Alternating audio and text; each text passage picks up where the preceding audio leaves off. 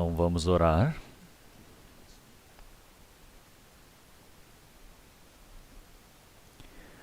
Senhor Deus, Pai, Santo e Misericordioso,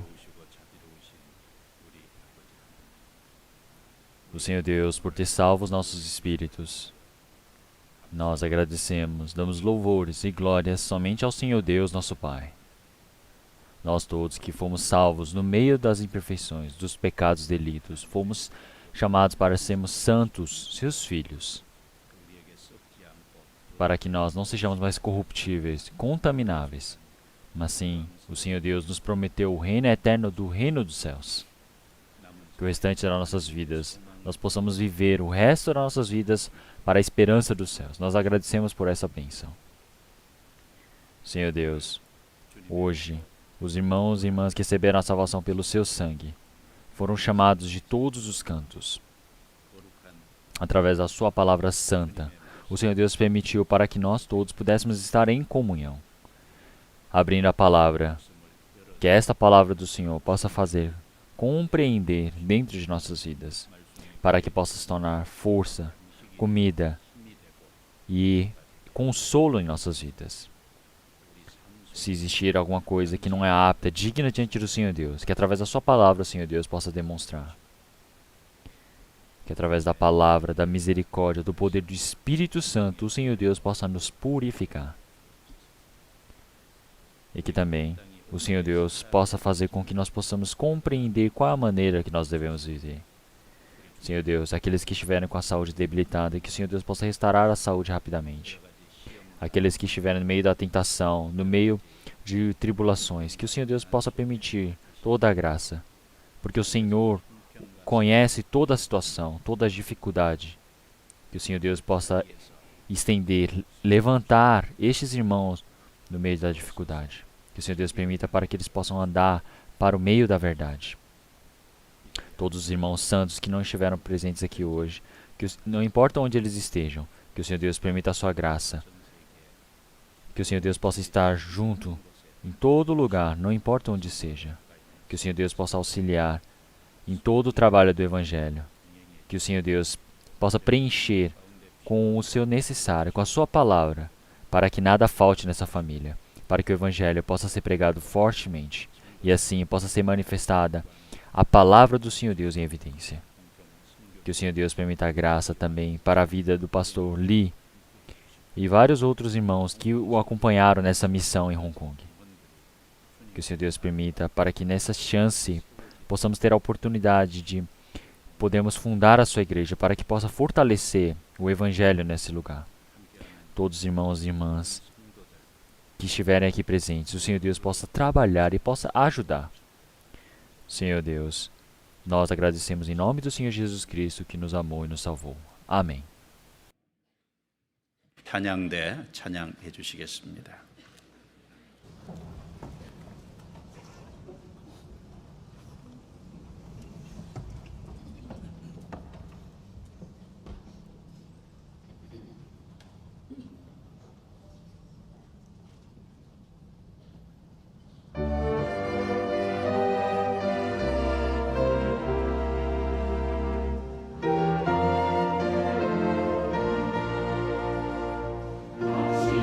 사실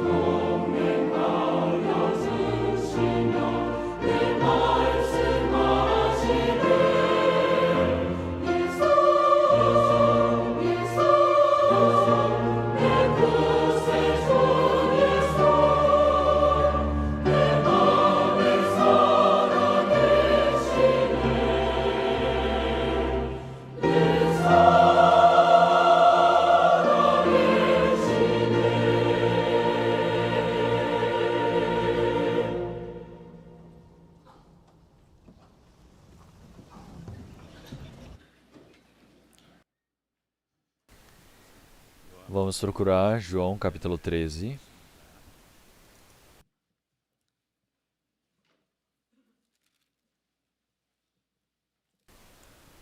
João capítulo 13.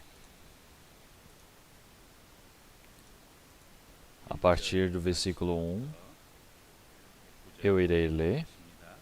Ora, antes da festa da Páscoa, sabendo Jesus que já era chegada a sua hora de passar deste mundo para o Pai, como havia amado os seus que estavam no mundo, amou-os até o fim.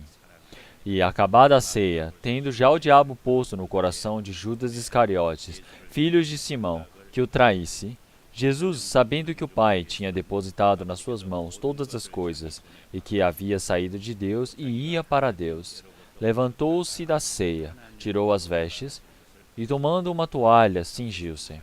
Depois deitou água numa bacia, e começou a lavar os pés aos discípulos, e enxugar-lhes com a toalha com que estava cingido. Aproximou-se, pois, de Simão Pedro e lhe disse: Senhor, tu lavas-me os pés a mim? Respondeu Jesus e disse-lhe: O que eu faço não o sabes tu agora, mas tu o saberás depois. Disse-lhe Pedro: Nunca me lavarás os pés. Respondeu-lhe Jesus: Se eu te não lavar, não tens parte comigo. Disse-lhe Simão Pedro: Senhor, não só os pés, mas também as mãos e a cabeça. Disse-lhe Jesus: Aquele que está lavado não necessita de lavar senão os pés, pois no mais todo está limpo. Ora, vós estáis limpos, mas não todos. Porque bem sabia ele quem o havia de trair. Por isso disse: Nem todos estáis limpos. Depois que lhes lavou os pés e tomou as suas vestes, e se assentou outra vez à mesa, disse-lhes: Entendeis o que vos tenho feito? Vós me chamais mestre e senhor, e dizei bem, porque eu o sou. Ora, se eu, senhor e mestre, vos laveis os pés, vós deveis também lavar os pés uns aos outros. Porque eu vos dei o exemplo para que, como eu vos fiz, façais vós também. Versículo 27. E após o bocado entrou nele Satanás. Disse, pois, Jesus: O que fazes, faze-o depressa. E nenhuma dos que estavam assentados à mesa compreendeu a que propósito lhe dissera isto. Porque, como Judas tinha a bolsa, pensavam alguns que Jesus lhe tinha dito: Compra o que nos é necessário para a festa, ou que desse alguma coisa aos pobres. E tendo Judas tomando o bocado, saiu logo. E era já noite. Tendo ele, pois, saído, disse Jesus: Agora é glorificado o Filho do Homem, e Deus é glorificado nele. Se Deus é glorificado nele, também Deus o glorificará em si mesmo, e logo o há de glorificar. Versículo 34 e 35, vamos ler todos juntos.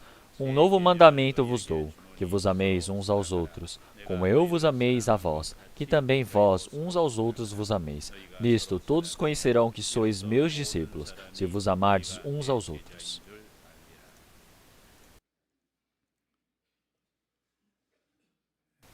Então, o pastor Lee, ele foi para Hong Kong em missão evangélica. Ele irá voltar nessa semana ainda. Então, até que ele retorne, que os irmãos possam orar todos juntos. Então hoje nós iremos aprender a palavra principal através de João, capítulo 13, como o Senhor Jesus que nos dá o exemplo da humildade e serviço.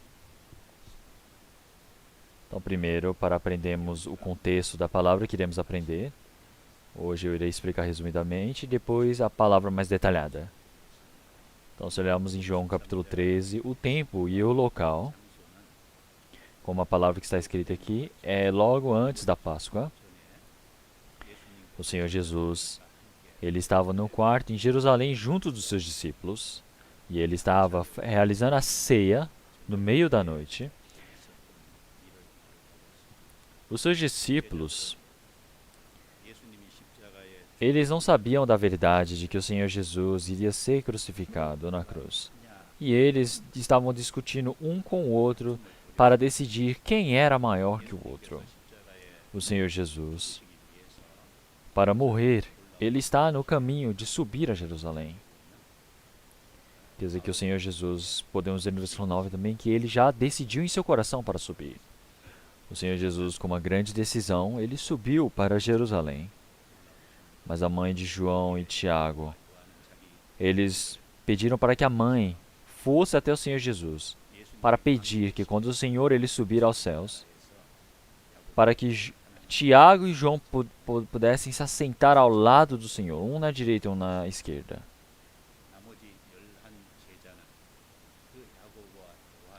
Os outros discípulos, eles ouviram que João e Tiago pediram isso para o Senhor e eles se iraram por causa disso.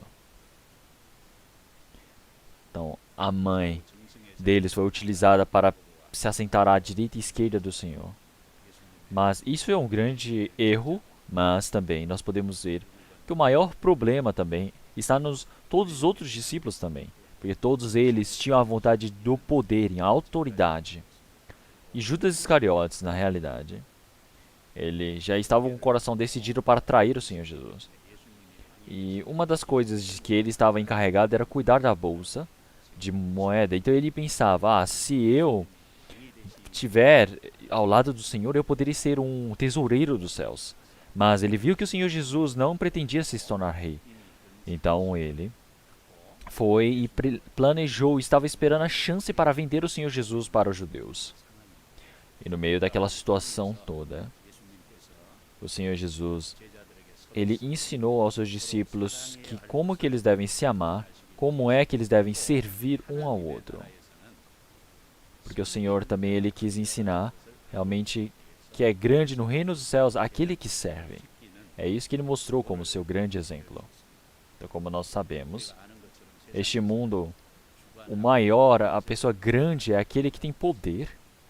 Mas no reino do Senhor Deus, aquele que reduz a si mesmo e serve, ele é o grande. Então o Senhor, ele precisa ensinar essa verdade de forma correta.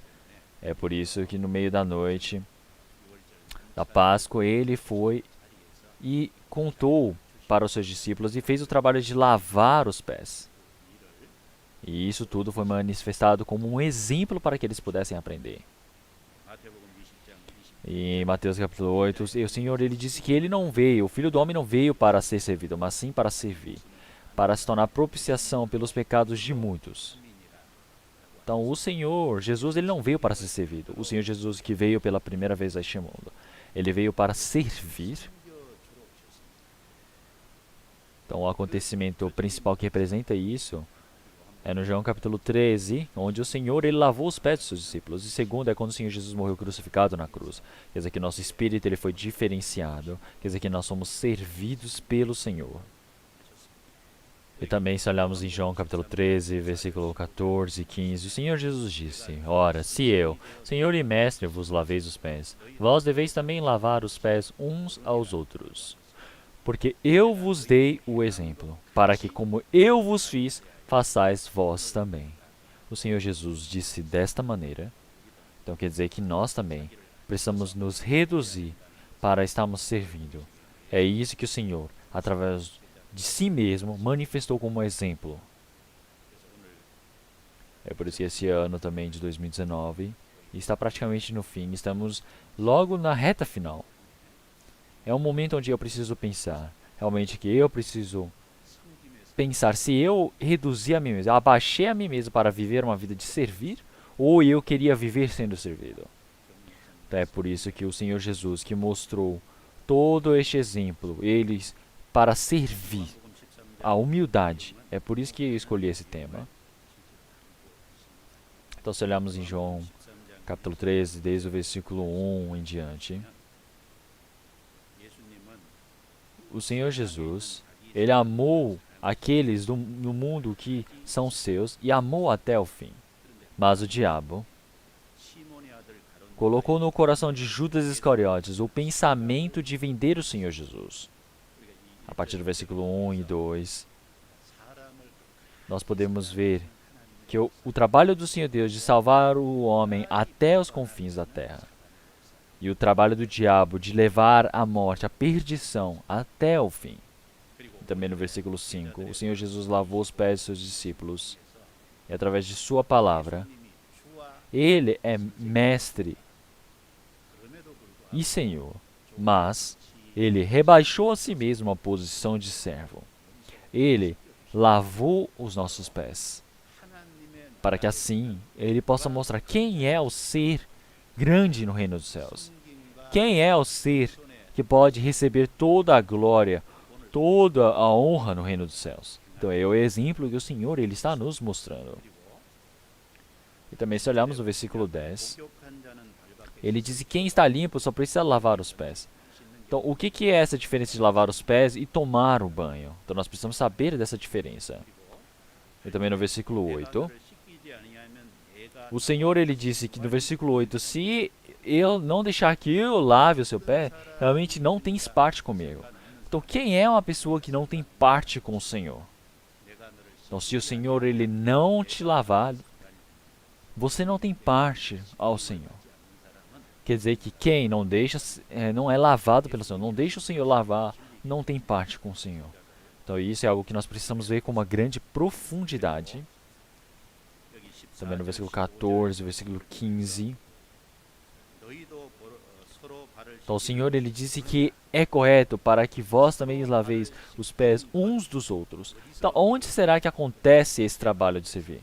Então, é no meio da comunhão, é no meio da comunhão que se amam. Quer dizer que no meio dessa comunhão nós podemos lavar os pés uns dos outros.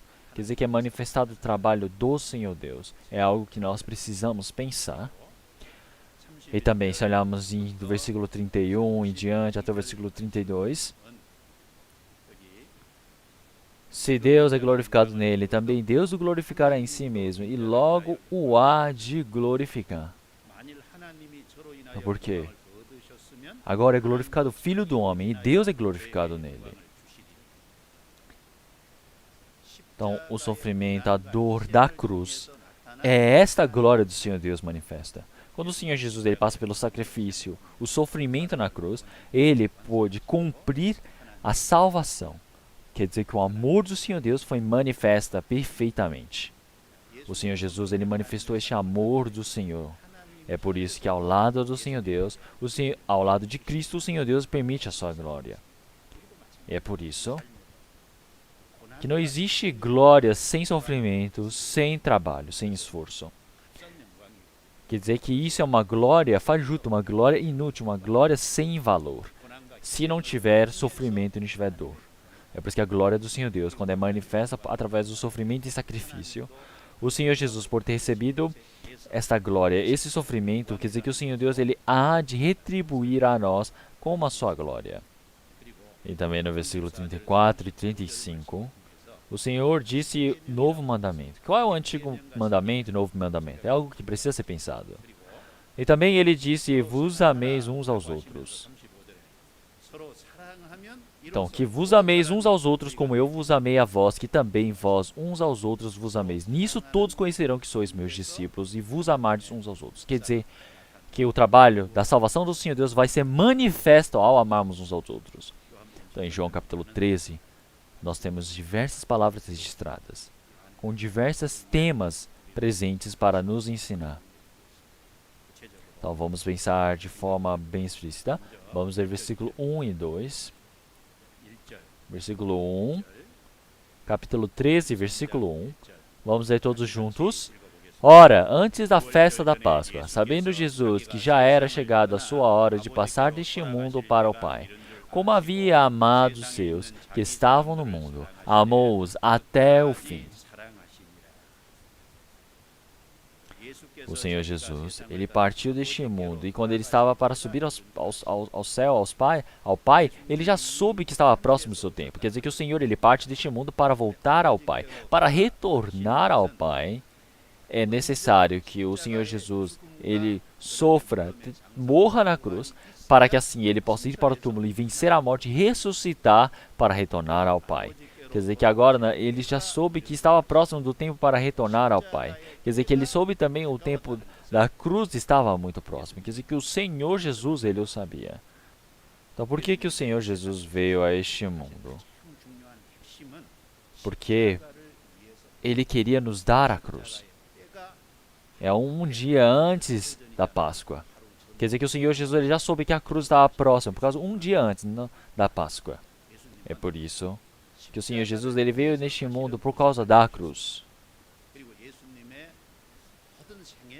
Quer dizer que para todas as pessoas possam olhar para a cruz, para que possam caminhar um passo a passo como a vida do Senhor Jesus. A vida do Senhor Jesus de 3 anos e meio é uma vivência de somente olhar para a cruz ser o objetivo e ele dar um passo atrás de outro.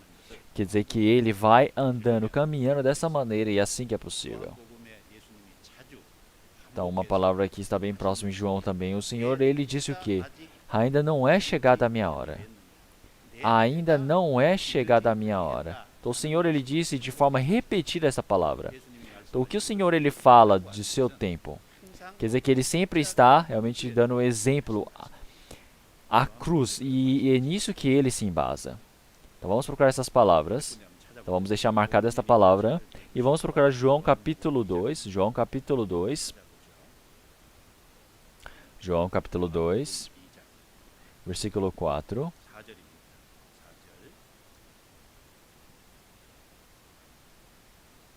Versículo 4. Vamos ler todos juntos. Disse-lhe Jesus: Mulher, que tenho eu contigo? Ainda não é chegada a minha hora. Então, se olharmos em João capítulo 2, o Senhor Jesus, ele foi para a bodas da Caná da Galileia e foi transformar a água em vinho, porque o vinho havia acabado. Quer dizer que esse é o primeiro milagre que o Senhor Jesus efetuou quando veio ao mundo. Nas bodas de Caná da Galileia. Então, o Senhor Jesus, quando ele participou, a mãe de Jesus disse: acabou o vinho, estamos sem vinho. E disse isso ao Senhor Jesus. E naquele momento o Senhor Jesus disse para ela: Mulher, que eu tenho contigo? Ainda não é chegada a minha hora. Então aqui a minha hora. Então qual é o tempo do Senhor? Quer dizer que daqui a pouco o Senhor está falando do tempo que ele irá fazer o vinho. Mas também o Senhor falou: ainda não é chegada a minha hora, por causa que não é o tempo da cruz. Vamos procurar João capítulo 7. Versículo 6, capítulo 7, 6. Disse-lhes, pois, Jesus: ainda não é chegado o meu tempo, mas o vosso tempo sempre está pronto. Versículo 8. Subi vós a esta festa. Eu não subo ainda a esta festa, porque ainda o meu tempo não está cumprido. Então, nós temos o dia do tabernáculo com um feriado para o povo de Israel. Os irmãos do Senhor Jesus, eles confundiram as coisas sobre o Senhor Jesus. Eles pensavam que o Senhor Jesus era um Senhor que queria se manifestar, que era mostrar ao mundo. Então é por isso que eles falaram para os discípulos para ele manifestar o trabalho que ele fazia. Então, quem é que existe uma pessoa que quer se manifestar, mas fica escondido? Mas o que o Senhor Jesus disse? Ainda não é chegado o meu tempo, mas o vosso tempo sempre está pronto. Por isso que no versículo 8 também fala: eu não subo ainda a essa festa, porque ainda o meu tempo não está cumprido. Depois de passar um tempo, o Senhor, está escrito que ele subiu por causa do tabernáculo também. Então, mas o Senhor Jesus disse que ainda não é chegado o tempo dele. Então, qual é o tempo do Senhor? Aqui o Senhor Jesus ele está se referindo à cruz dele, quer dizer que a cruz dele ainda não chegou o tempo. Capítulo 7, versículo 30 também. Versículo 30. Vamos ler todos juntos. Procuravam, pois, prendê-lo, mas ninguém lançou mão dele, porque ainda não era chegada a sua hora.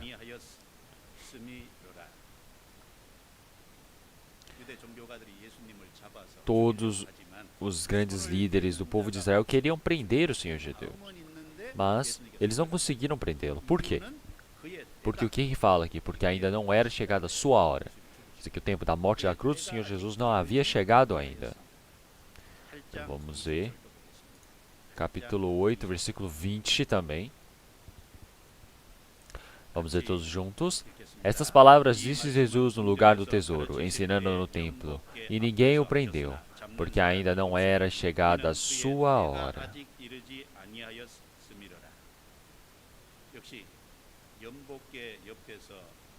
Então quer dizer que o Senhor Jesus ele estava pregando a palavra, mas realmente não havia ninguém que o prendesse, mesmo no templo. Vamos procurar João capítulo 12 também. Capítulo 12, versículo 23. Capítulo 12, versículo 23. Versículo 23. Vamos ler todos juntos. E disse-lhe Jesus, dizendo: É chegada a hora em que o Filho do Homem há de ser glorificado. Então, primeiro, o Senhor ele diz continuamente que não havia chegado o tempo. Então, mas agora o Senhor ele está dizendo que chegou o seu tempo. É o tempo que o Senhor Jesus ele mesmo está se proferindo. Quer dizer que esse tempo é o Senhor Jesus ele entrando em Jerusalém porque havia chegado o tempo para ser crucificado. Então chegou o tempo para o Filho do Senhor, Filho de Deus, ser glorificado. O que é isso? É morrer na cruz. É por isso que em João capítulo 13, versículo 1,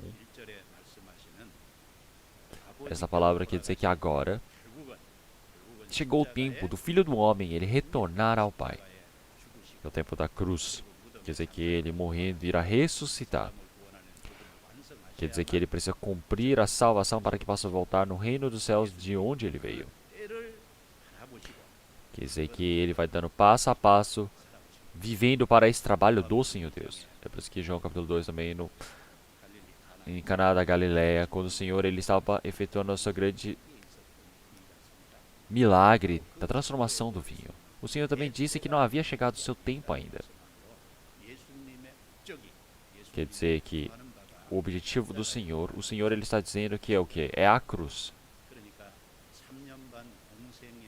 Então o Senhor Jesus, durante 3 anos e meio, ele estava caminhando pouco a pouco, passo a passo, para a cruz do Senhor. Então como isso pode se tornar uma grande pressão, um grande peso mental. Então você sofrer algum tipo de trabalho de repente, pode ser fácil.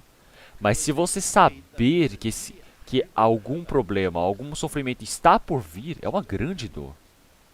Dando um exemplo, uma dona de casa está cozinhando em sua cozinha, mas cortar o dedo com a faca é de repente.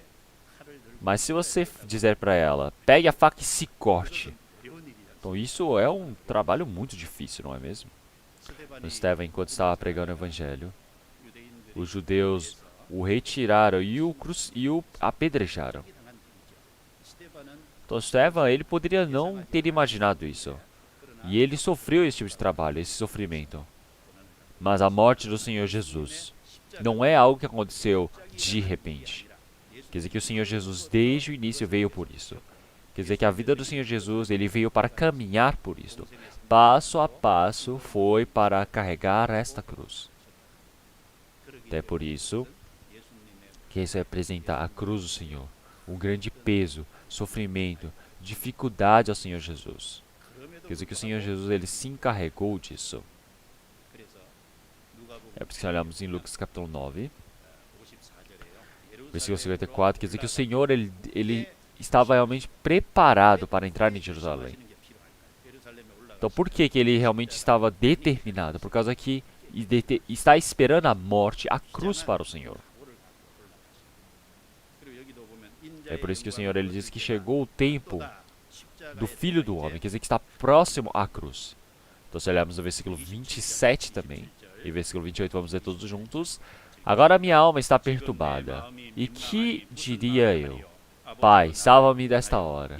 Mas para isto vim a esta hora. Pai, glorifica o teu nome. Então veio uma voz do céu que dizia: Já o tenho glorificado, e outra vez o glorificarei.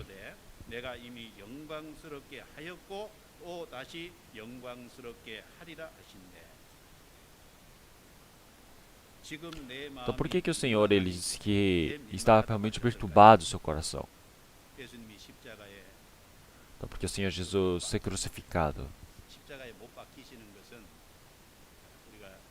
Nós podemos ver por slides, por vídeos. Se olharmos as pessoas representando esse momento, nós realmente cobrimos os lugares realmente vergonhosos do Senhor Jesus. Mas o Senhor Jesus ele estava totalmente nu e foi crucificado dessa maneira. Isso é a vergonha, isso é um sofrimento. O Senhor Jesus foi crucificado 9 horas da manhã e 3 horas da tarde ele faleceu. Quer dizer que durante 6 horas ficou crucificado.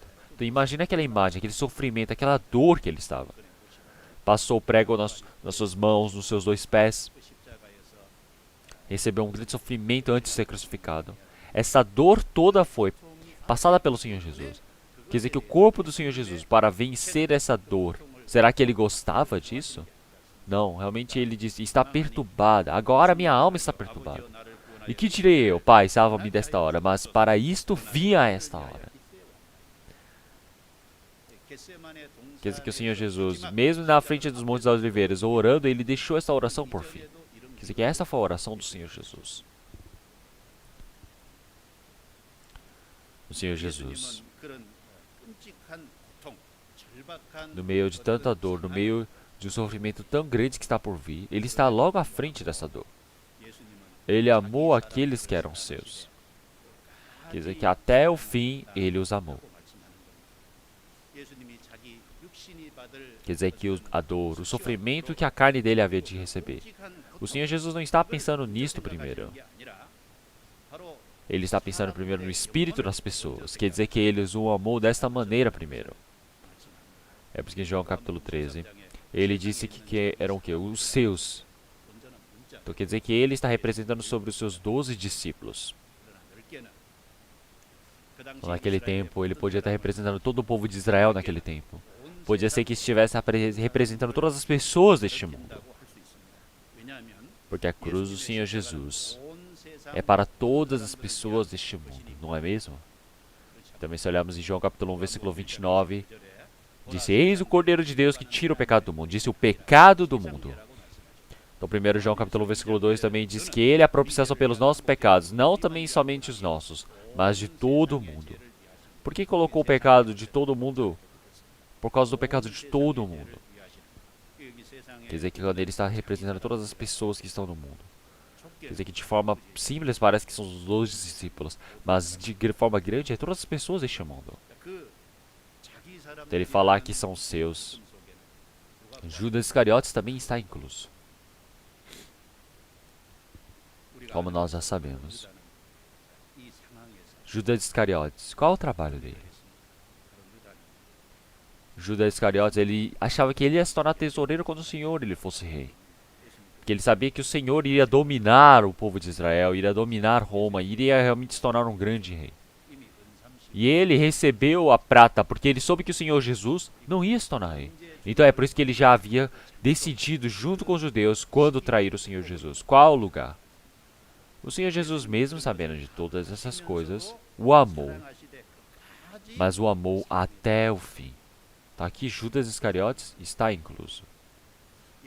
Então se Judas Iscariotes realmente odiasse o Senhor Jesus odiasse a Judas também, então todos os discípulos eles teriam percebido naquele tempo. Dá para perceber pelo rosto, não é? Pela feição. Mesmo você não querendo mostrar pelo seu semblante, dá para perceber que você não está gostando. Nós podemos ver pelo jeito da fala, pelo rosto, pela expressão, pelas ações das pessoas. O Judas Iscariotes é aquele que já recebeu o dinheiro para vender o Senhor Jesus. Mas o Senhor Jesus é aquele que o amou até o fim. E também os discípulos, se olharmos no fim. O Senhor Jesus mesmo ensinando que foi o Judas Iscariotes que iria vender ao Senhor Jesus. Eles não conseguiram reparar. Eles encostaram e falaram para João, pergunta para o Senhor Jesus quem é o traidor. Então o que o Senhor Jesus disse? Então, aquele que eu molhar o pão e entregar para ele, este é o traidor. E ele deu para Judas Iscariotes. Mas mesmo assim, os discípulos não repararam. Quer dizer que o Senhor Jesus, no fundo do coração, até o fim, amou a Judas. É o que nós podemos perceber aqui. Então, mas Judas é aquele que negou o Senhor Jesus até o fim. Ele negou este amor. Então, aqui nós podemos ver o Senhor Jesus que ama até o fim. E também nós podemos ver a forma realmente tão dura, tão insensata do ser humano de negar ao Senhor. Então será que foi somente para Judas Iscariotes isso? Então nós todos recebemos uma grande graça da cruz. Nós todos recebemos um grande amor do Senhor. Nós recebemos o Evangelho dessa maneira. Mas o amor do Senhor vai se esfriando. Quer dizer que nós já não emocionamos ao amor do Senhor. Então, realmente, cada momento que nós olhamos esse coração, será que o Senhor, como é que ele deve se entristecer? Então, nosso coração, nós precisamos pensar, nossa, nosso coração é tão mal, sendo assim, é tão duro. Então, é algo que nós mesmos podemos sentir, não é? Então, Senhor Deus, tudo que ele desejava manifestar pelo Senhor Jesus é o amor de Deus. E este amor de Deus não foi somente por palavras, mas sim, é pela cruz do Senhor, pela morte do Senhor Jesus na cruz. Quer dizer que é um amor de sacrifício. Em João capítulo 3, versículo 16, realmente ele deu o seu Filho unigênito, porque amou o mundo de tal maneira, para que todo aquele que nele crê, não pereça, mas tenha vida eterna. Quer dizer que ele, para dar o seu Filho unigênito, ele realmente nos amou. É um amor de sacrifício que entregou o seu Filho unigênito. Também se olharmos em 1 João capítulo 4, realmente ele disse, nisso consiste o amor. Então não que nós tenhamos amado a Deus, mas Deus nos amou primeiro e deu o seu Filho unigênito para a propiciação dos nossos pecados. Então nisto consiste o amor. Quer dizer que o amor vem do Senhor Deus, não está no coração dos homens. Quer dizer que se iniciou em Deus. E assim, por Cristo, por causa de nossos pecados, Cristo morreu na cruz. Em Romanos capítulo 5, versículo 8, quando nós ainda éramos pecadores, o Senhor Jesus, ele morreu na cruz. Ele permitiu o seu amor, ele confirmou o seu amor por nós. Quer dizer que ele testificou verdadeiramente o nosso amor. Então isso não é por causa que nós tenhamos feito algo bom. Nós ainda quando éramos pecadores, nós ainda quando estávamos realmente pessoas inúteis que iríamos para o inferno. Então, mas o Senhor Jesus, ele morreu. Morte de cruz para nos dar a salvação. Quer dizer que é verdade, o Senhor ele tem amado o ser humano até o fim. Mas muitas pessoas vão para o inferno. Por que será? Porque essas pessoas até o fim eles negam este amor do Senhor. É por isso que em Romanos capítulo 2, versículo 4 e 5, ou desprezas tu as riquezas da sua benignidade, e paciência, e longanimidade, ignorando que a benignidade de Deus te leva ao arrependimento? Mas, segundo a tua dureza e teu coração impenitente, entesouras ira para ti no dia da ira e da manifestação do juízo de Deus. Ele fala, mas entesouras ira para ti. Quer dizer que você nega, você até o fim não recebe. Quer dizer que isso é teimosia. Por causa dessa teimosia, o homem ele vai para a perdição. Judas Iscariotes, ele ter ido ao inferno, não é porque vendeu ao Senhor Jesus, mas é porque até o fim o amor do Senhor ele rejeitou. Judas Iscariotes vendeu o Senhor Jesus por 30 moedas de ouro. Mas Pedro, ele negou o Senhor Jesus 3 vezes seguidas. E na terceira vez, ele negou o Senhor Jesus, amaldiçoou o Senhor Jesus e jurou. Será que esse pecado de Pedro é pequeno? O pecado de Pedro também não tem como jamais falar que é pecado. Ele jurou a todos, negando ao Senhor Jesus. Mas então, existe uma diferença de Pedro e Judas. Pedro, no meio da dor, no meio da dificuldade, no meio do medo dele, ele efetuou isso. Mas por fim, ele soube, ele creu que o Senhor Jesus era o Redentor. É por isso que ele se arrependeu. E ele estava vivo até a espera do Senhor Jesus ressuscitar. E assim ele recebeu toda a missão do Senhor Jesus. E ele pregou o Evangelho. Mas Judas Iscariotes, ele negou o Senhor Jesus e não creu. E ele não se arrependeu. Ele pegou as 30 moedas de prata que ele tinha, jogou para os sacerdotes e disse, eu vendi um justo. Ele fez um trabalho humano, mas ele não retornou para o Senhor Jesus. Ele não conseguiu ficar vivo até a vinda do Senhor Jesus, até a ressurreição. É por isso que ele morreu. Se ele tivesse recebido o Senhor Jesus, se ele tivesse aguentado até o tempo do Senhor Jesus, ele poderia ter recebido essa grande chance de receber a salvação, mas ele largou, ele perdeu essa chance. Então, Judas Iscariotes, ele ter ido para a perdição não é porque vendeu o Senhor Jesus, mas é porque ele negou o amor do Senhor Jesus, que o amava até o fim, mas ele o negou. Então, o amor do Senhor, este amor que ele ama até o fim, Judas Iscariotes também está incluso. Então, o que é que pode nos ensinar esta palavra? Então, o Senhor, ele amou a todas as pessoas. Ele amou até aqueles que o vendeu. Este amor tão largo do Senhor, este amor tão infinito do Senhor, este amor de aguardar muito. Nós podemos crer nisso. E se olharmos na palavra, muitas pessoas que tinham pecado, eles receberam o perdão do Senhor. Aquele malfeitor na cruz, ele viveu como um maligno, pecando a vida toda. Mas, por fim, ele recebeu o Senhor Jesus como Salvador e ele pôde estar junto com o Senhor no reino, no paraíso. E também o Senhor Jesus disse o que em João capítulo 8 para a mulher adúltera, que foi flagrada em adúltero. Então, eu também não te condeno, vais e não peques mais. O que ele quer dizer com esta palavra? Então, não está falando somente por palavras dessa mulher. Quer dizer que o seu pecado, eu me encarrego. É por isso que o pecado daquela mulher flagrada em adultério foi levado pelo Senhor Jesus até a cruz. E também em João capítulo 4, a mulher samaritana, no Antigo Testamento também. Ele pregou o evangelho por todo Israel, mas ele foi capturado pela Babilônia e depois retornando para a terra de Israel. Ele disse que o Senhor Jeová é o verdadeiro Deus, é o Senhor.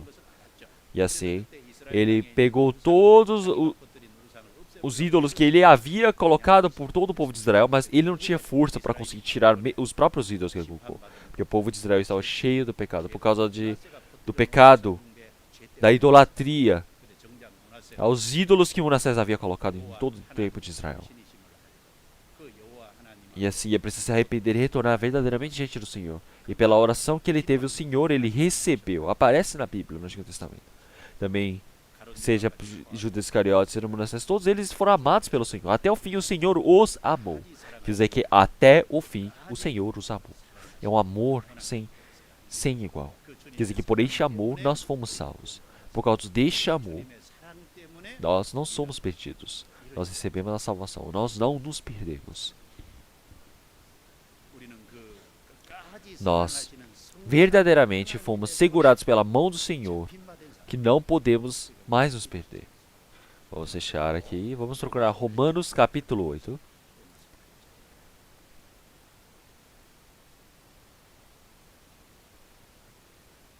Romanos capítulo 8.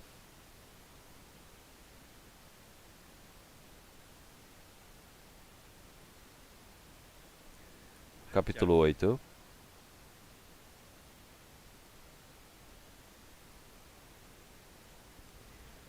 Versículo 26 eu irei ler. E da mesma maneira também o Espírito ajuda as nossas fraquezas, porque não sabemos o que havemos de pedir como convém. Mas o mesmo Espírito intercede por nós com gemidos inexprimíveis. Aquele que examina os corações sabe qual é a intenção do Espírito. E é ele que, segundo Deus, intercede pelos santos. Versículo 32. Aquele que nem mesmo ao seu próprio Filho poupou, antes o entregou por todos nós, como nós não dará também como ele todas as coisas. Versículo 34. Quem é que o condena? Pois é Cristo quem morreu, ou antes quem ressuscitou dentre os mortos, o qual está à direita de Deus, e também intercede por nós. Em versículo 26, 27, ele está falando sobre o Espírito Santo, que é Deus, que está nos ajudando. Versículo 31 e 32, ele fala sobre o Senhor Deus Pai, que está nos ajudando.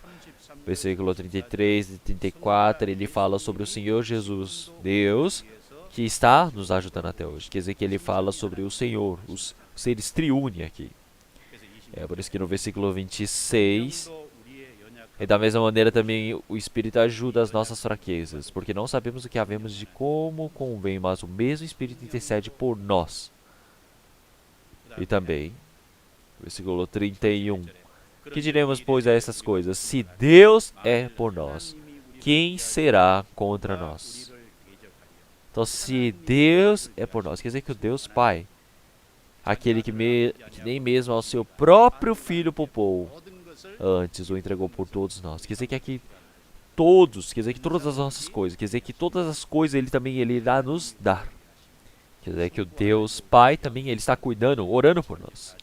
Em versículo 34, quem é que o condena? Pois Cristo, quem morreu, ou antes, quem ressuscitou dentre os mortos, o qual está à direita de Deus e também intercede por nós, o Espírito Santo, o Pai e o Filho, até o fim, eles estão amando.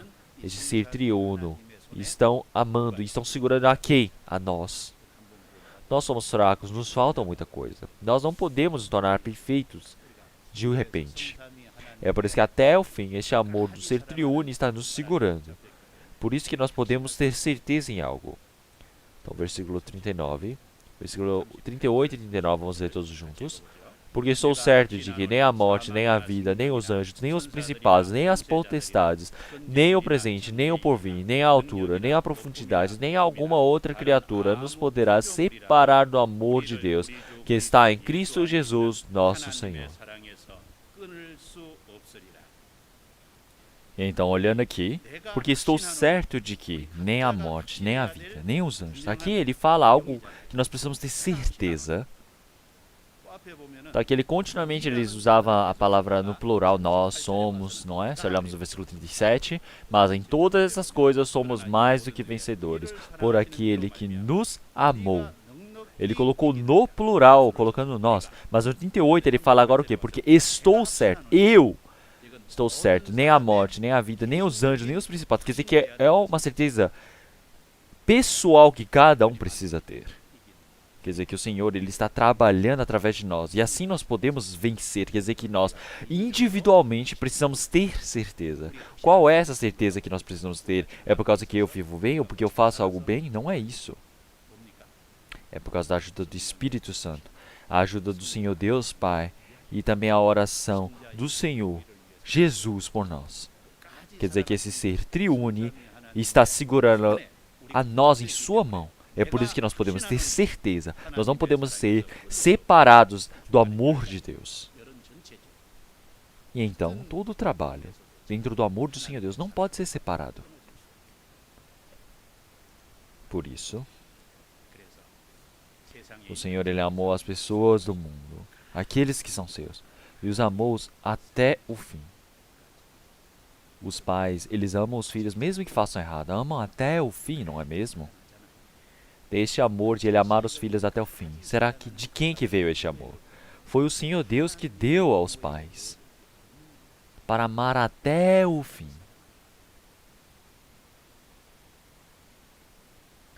Há um tempo atrás eu vi um vídeo referente ao povo que mora no mar, na frente da região de Gangwon-do, na Coreia. E este povo, quando ele coloca os seus filhotes, ela coloca por volta de 40 a 50 mil ovos. Mas o povo, quando coloca esses seus ovos, ele vai protegendo, guardando os ovos. Mas ele coloca os ovos dentro de um buraco, dentro de um lugar bem estreito para proteger os filhotes. E ele fica na entrada para poder proteger os filhotes dos invasores, dos predadores que querem devorar esses ovos. Então, até que os ovos eles possam chocar completamente, possam nascer os seus filhotes, ele precisa proteger durante 5 a 6 meses, sem descansar, sem dormir. Ele só fica parado, guardando a entrada para proteger contra invasores. E por fim, ele faz com que todos os ovos eles possam, os filhotinhos nascerem. E assim ele leva todos eles para o mar. E depois que ele envia todos os filhotes para o mar, ele morre. Ele terminou toda a missão de cuidar dos filhotes e morrer. E assim, ele morre. E também o povo também tem as cores, não é? Mas eu vi que ele vai perdendo a cor da pele dele, vai ficando todo transparente. Quer dizer que não dá nem para ver, não dá nem para comer. Mas este é um instinto que o Senhor Deus colocou para o povo. Mesmo que o filhote, mesmo que o filho faça errado, o amor dos pais de querer guardar, de querer cuidar. este é o instinto que o Senhor Deus colocou aos homens. Colocou o coração de amar. Mas em alguns momentos, tem pessoas que vão contra essa vontade do Pai. E eles tentam abandonar os pais. Realmente isso não foi uma vontade do Senhor Deus. É por isso que em Isaías 49, ele diz realmente como que a mãe pode largar o seu filhote que está aleitando, amamentando. Como é que pode jogar fora o seu filhote, o seu filho que acabou de nascer? Mas o Senhor Deus disse, mesmo que estes abandonem, eu não abandonarei. O homem pode ser que por fim abandone o seu filho. Mas o Senhor Deus jamais, jamais abandona o seu filho. Vamos procurar novamente João capítulo 13.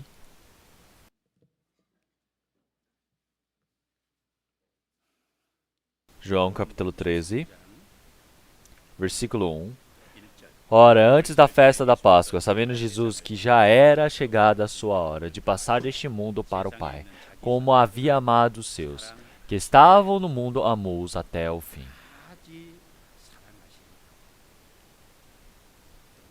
Então aqui dentro está incluso a nós todos. O Senhor Deus, Ele nos desejou. O Senhor Deus, Ele nos amou. É por isso que o Senhor, Ele diz que Ele tem certeza. Versículo 2, vamos ler todos juntos. E acabada a ceia, tendo já o diabo posto no coração de Judas Iscariotes, filho de Simão, que o traísse. Mas então, o diabo, ele foi e colocou o coração no Judas Iscariotes para que traísse ao Senhor Jesus. O Espírito Santo faz com que nós possamos compreender, possamos conhecer, possamos acreditar no amor do Senhor Deus, para que este amor do Senhor Deus possa se desenvolver dentro de nós. Mas o diabo, ele faz a vontade, o trabalho de ir contra, largar, abandonar este amor do Senhor Deus. É por isso que através do versículo 1 e 2, nós podemos ver o amor do Senhor Deus que nos ama até o fim. E o diabo que nos faz negar, abandonar este amor do Senhor Deus até o fim. Então qual é o trabalho do diabo?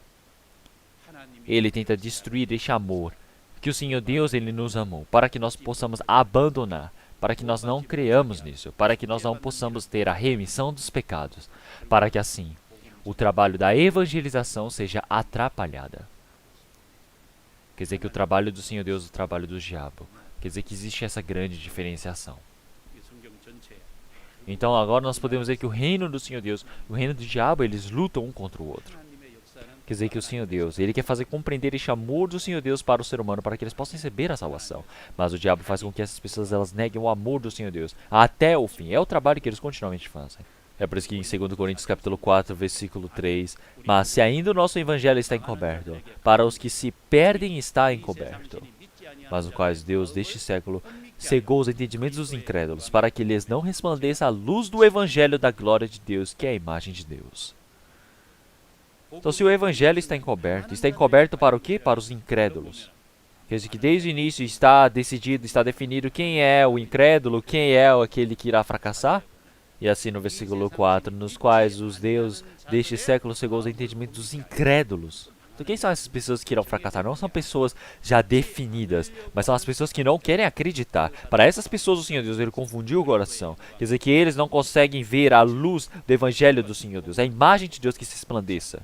É por isso que dentro de Judas Iscariotes foi trabalhado desta maneira.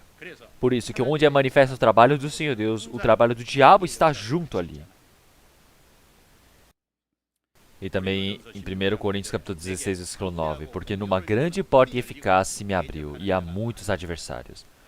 O apóstolo Paulo, quando ele estava pregando o evangelho em Efésios, ele escreveu essa carta para Efésios.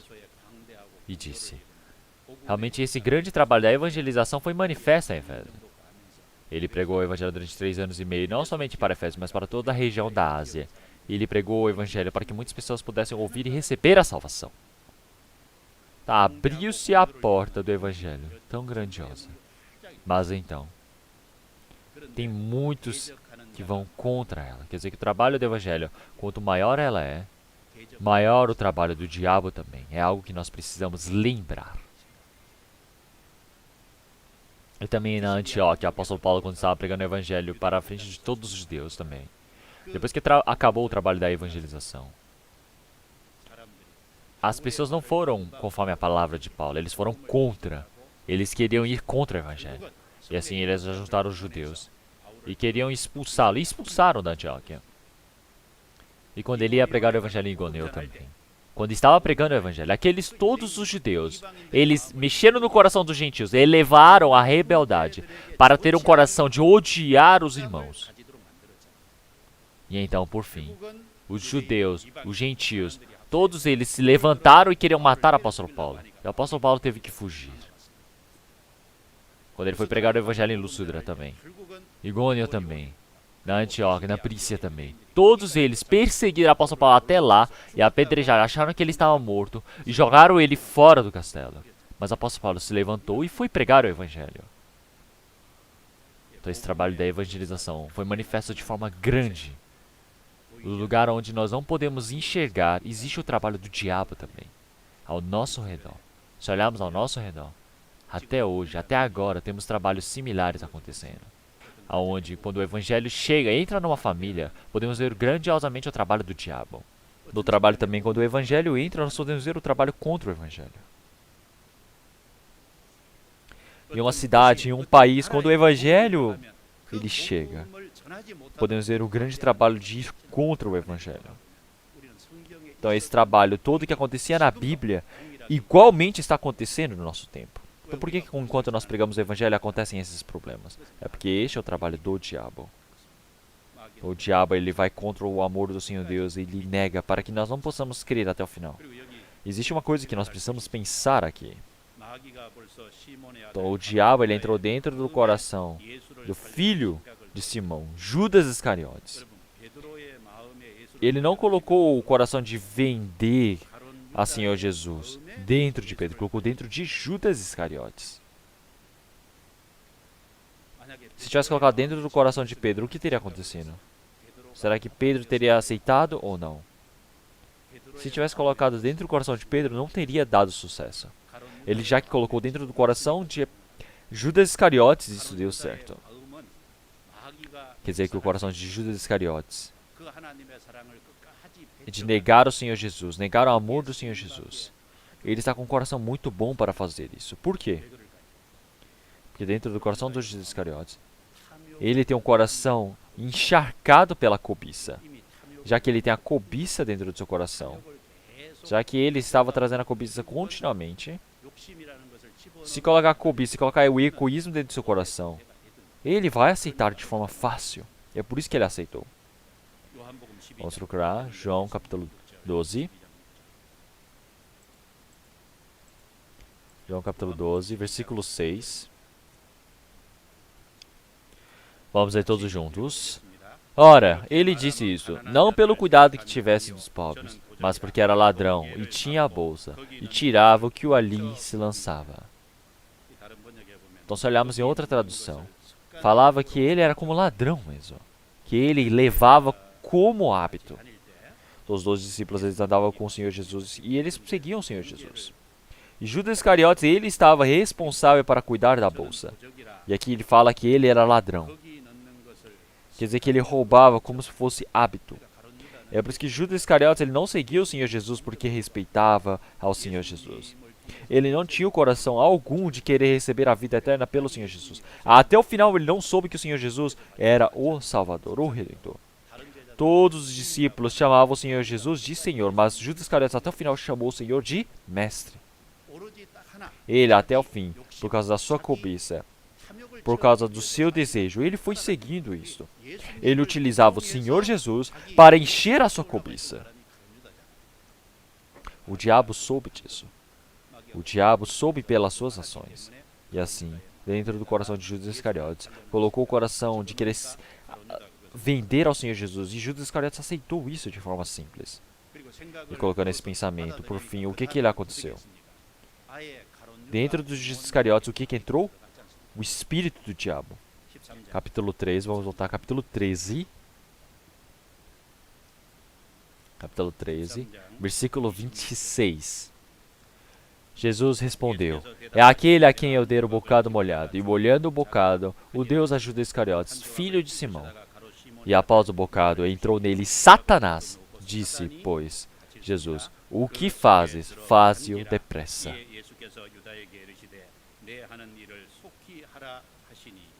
사단이 그 속에 Quer dizer que o diabo, Satanás, entrou nele. 들어갔습니다.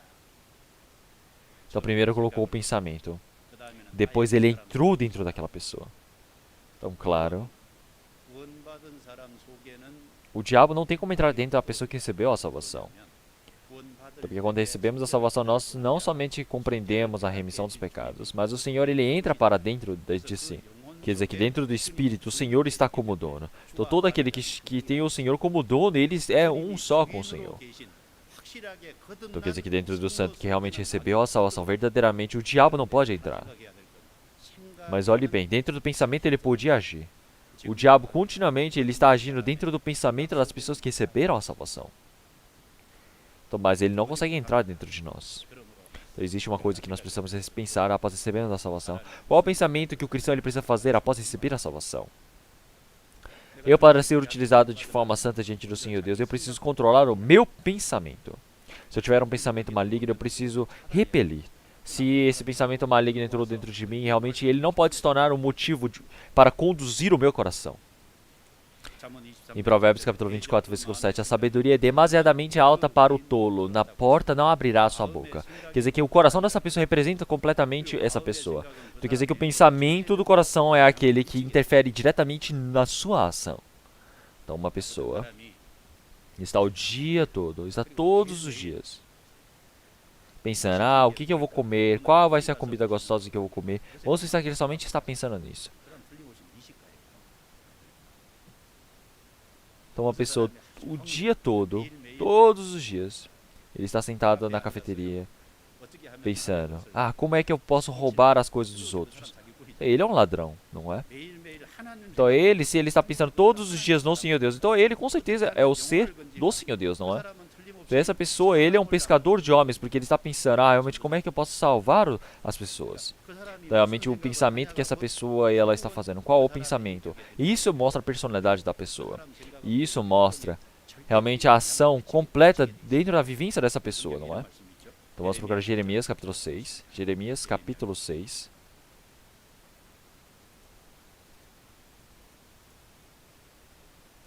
Jeremias capítulo 6, versículo 19.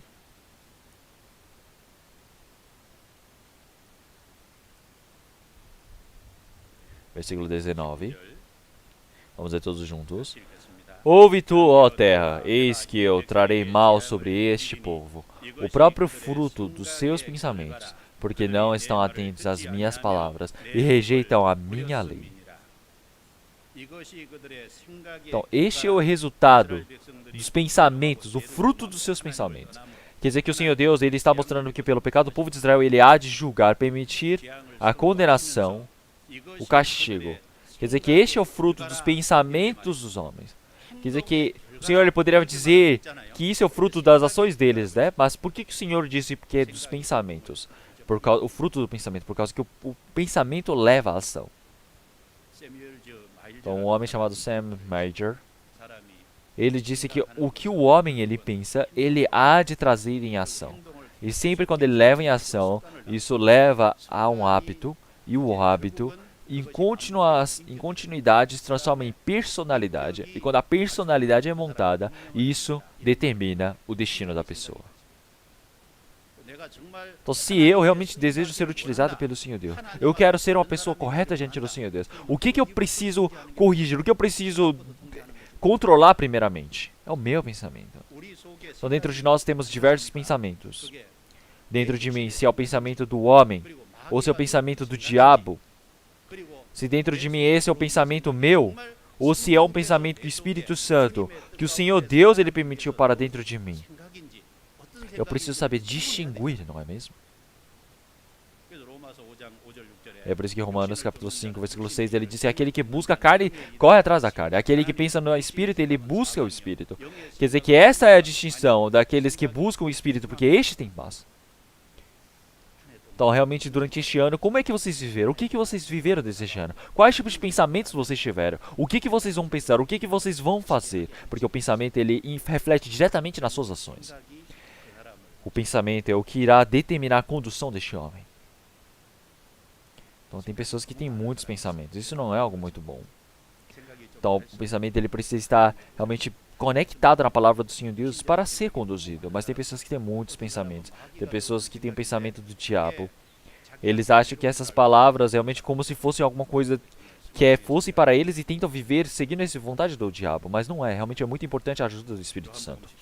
Vamos voltar novamente para João capítulo 13.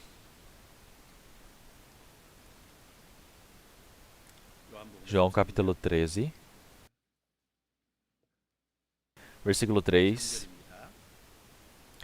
Jesus, sabendo que o Pai tinha depositado nas suas mãos todas as coisas, e que havia saído de Deus e ia para Deus, levantou-se da ceia, tirou as vestes, e tomando uma toalha, cingiu-se. Depois, deitou água numa bacia, vamos ler todos juntos, e começou a lavar os pés dos discípulos, e enxugar-lhes com a toalha com que estava cingido. Então o Senhor ele lavou os pés dos seus discípulos. Ele lavou os pés dos discípulos. E assim ele ensinou a humildade e o serviço. E é por isso que no versículo 3, Jesus, sabendo que Pai tinha depositado nas suas mãos todas as coisas. Depositado nas suas mãos todas as coisas. Olhem essa palavra. Então no Antigo Testamento nós podemos ver várias profecias referentes ao Senhor Jesus. E o Senhor ele veio para cumprir todo esse Antigo Testamento. Esse Antigo Testamento ele foi cumprido completamente através do Senhor Jesus. Tudo que foi registrado foi determinado e efetuado pelo Senhor Jesus. E o Senhor Jesus, durante 3 anos e meio da sua vida, ele cumpriu todas essas coisas. E por fim, ao morrer na cruz, ele completou todas as coisas. É por isso que o Senhor Jesus, morrendo na cruz, ele diz, está consumado. Então, o que está consumado? Quer dizer que todo o trabalho que o Senhor Jesus efetuou está completamente efetuado, escrito na Bíblia. É por isso que somente a cruz agora resta na frente do Senhor Jesus. Então, o Senhor, quando cumprir todas as coisas, quer dizer que está completo. Então, agora ele veio pelo Pai, ele veio do Pai, e agora ele irá retornar para o Pai. Então, o Senhor Jesus, ele se levantou daquele lugar que estava sentado. Ele colocou a toalha sobre seus ombros, levou para lavar os pés de seus discípulos e enxugar. Então por que o Senhor ele fez esse trabalho? Como em Lucas capítulo 22 nós lemos como a memorização da palavra. Então no meio da ceia também, os discípulos eles estavam discutindo de quem era maior que o outro. Quem é maior? Então quem é maior que o outro? Então no reino do Senhor Deus, não é aquele que tem poder, aquele que tem autoridade, mas sim, com certeza, aquele que abaixa a si mesmo, aquele que serve, é servo.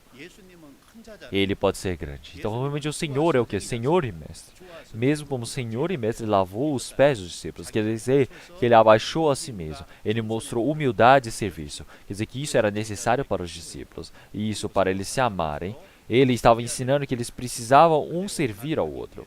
Quer dizer que isso é algo que o Senhor ele se manifestou. Esse trabalho de lavar os pés é o que um servo faz. Quer dizer que no tempo, realmente em Jerusalém, quem lava os pés só são servos. E quando eles, porque lá é deserto em Israel, então eles estavam cheios de areia, então eles para poderem lavar os pés sempre quando eles voltassem para casa. Então o Senhor Jesus, ele entrou na casa de Simão, o fariseu. E ali uma mulher da rua, ela veio e jogou o perfume nos pés do Senhor Jesus. E ela lavou os pés do Senhor Jesus com seus cabelos. Então nós podemos ver que ela lavar os pés com os seus cabelos, com o perfume que ela tinha, isso é muito importante, é muito precioso. Quer dizer que ela fez isto porque ela amava verdadeiramente. Então, mas Simão naquela casa, o que ele fazia? Ele não deu nem água para o Senhor Jesus lavar os pés. E é por isso que se olhamos em Lucas capítulo 7, versículo 44, entrei em tua casa e não me deixe água para os pés. Ele não deu nem água para o Senhor. Então o Senhor, ele colocou a água naquela bacia. Ele levou para lavar os pés dos seus discípulos, para mostrar a humildade, o serviço. Quer dizer que toda a vida do Senhor Jesus é resumida ao quê? A serviço, a humildade. O Senhor Deus, ele veio como homem. Ele ter vindo como homem neste mundo. Isso mostra a humildade, isso mostra o serviço. É por isso que o Senhor, que é maior que os anjos, ele veio a este mundo como pior que os anjos. Então o Senhor Jesus ele tem nascido como filho de um carpinteiro. O Senhor Jesus ele não nasceu dentro de uma família do imperador da Roma. Ele veio o quê? Como um filho de um carpinteiro. Ele realmente se rebaixou. E rebaixou até o quê? Até a morte de cruz. Ele tem o quê? A imagem da humildade. O Senhor Jesus ele veio continuamente para preencher as pessoas que faltavam. Quer dizer que o Senhor ele preencheu o que era necessário para eles. O Senhor Deus permitiu o que era necessário para o espírito deles. Quer dizer que o Senhor ele veio vestido da veste da servidão. Então o Senhor ele veio com essa roupa da servidão. E agora ele queria ensinar para os seus servos, para os seus discípulos, como é que deveria servir, o que é realmente o necessário para ser feito. É por isso que para ensinar isso aos seus discípulos, o Senhor Jesus ele efetuou isso verdadeiramente como numa posição de servo. O que o Senhor ele deseja de nós? O que será que o Senhor ele deseja das pessoas que receberam a salvação? Ele deseja que a pessoa que recebeu a salvação ele se rebaixe. Então essa pessoa que recebeu a salvação ele precisa abaixar a si mesmo. E assim ele possa servir um ao outro, não é mesmo? Então lavar os pés dos seus discípulos. Quer dizer que a humildade de rebaixar a si mesmo. Lavar os pés dos outros. Quer dizer que esta humildade, este serviço que o Senhor Deus deseja. Então este formato do serviço. Este formato da humildade, é isso que o Senhor ele deseja. Então, se nós olharmos este ano que se passou também, nós precisamos pensar, será que eu consegui viver bem realmente esse coração da humildade, de servir aos outros? Realmente existem, claro que não, realmente existem muitas coisas que eu não consegui fazer. Então, será que realmente eu preciso viver verdadeiramente o trabalho do serviço, de rebaixar a mim mesmo? Por que eu não consigo rebaixar? Porque dentro de mim tem o quê? O instinto do pecado. A concupiscência carnal. É por isso que o Senhor, para abaixar a mim mesmo, para que eu possa servir. Como? Sendo humilde. E é por isso que Ele permite o sofrimento, a dor para nós. É por isso que se nós olharmos do ano 2019, este ano que se passou também, o Senhor Deus Ele permitiu a dor, o sofrimento, as dificuldades. Por quê? Para me rebaixar. Para que eu possa me rebaixar e assim eu possa me tornar uma pessoa que possa servir aos outros, não é mesmo? Vamos procurar na Bíblia, Deuteronômio, capítulo 8.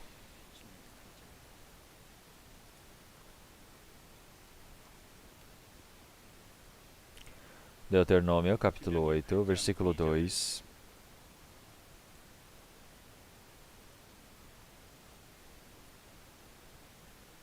Deuteronômio, capítulo 8, versículo 2, eu irei ler.